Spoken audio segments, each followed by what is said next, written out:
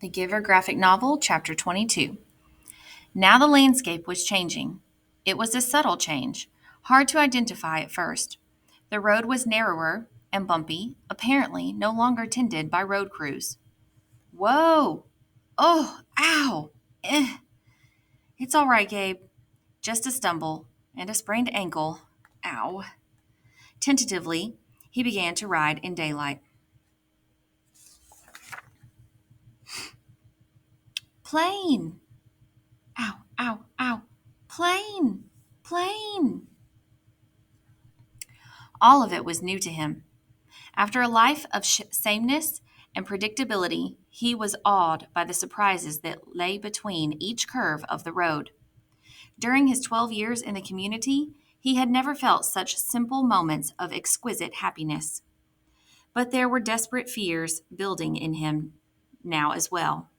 The most relentless of these fears, starvation.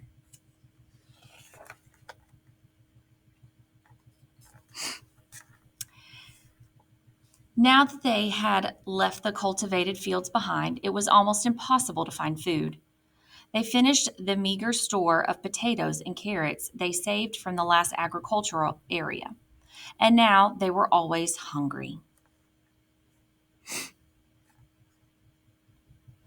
Jonas remembered suddenly and grimly the time in his childhood when he had been chastised for misusing a word. I'm starving. You are not starving. You have never been starving. You will never be starving.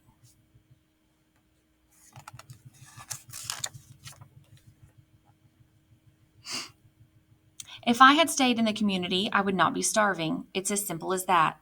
Once I wanted a choice. Then, when I had a choice, I made the wrong one, the choice to leave, and now I'm starving. But if I had stayed,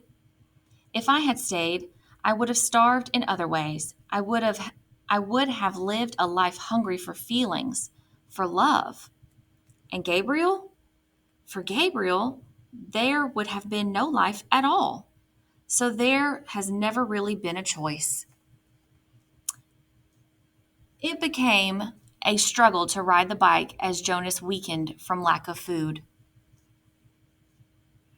He realized at the same time he was encountering something he had for a long time yearned to see: hills. His sprained ankle throbbed as he forced the pedal downward in an effort that was almost beyond him, and the weather was changing. It rained for 2 days. Jonas had never seen rain, though he had experienced it often in the memories. He had liked those rains, enjoyed the new feeling of it, but this was different. He and Gabriel became cold and wet, and it was hard to get dry even when sunshine occasionally followed. Gabriel had not cried during the long, frightening journey. Now he did. He cried because he was hungry and cold and terribly weak. Jonas cried too, for the same reasons, and other reasons as well. He wept because he was afraid now that he could not save Gabriel. He no longer cared about himself.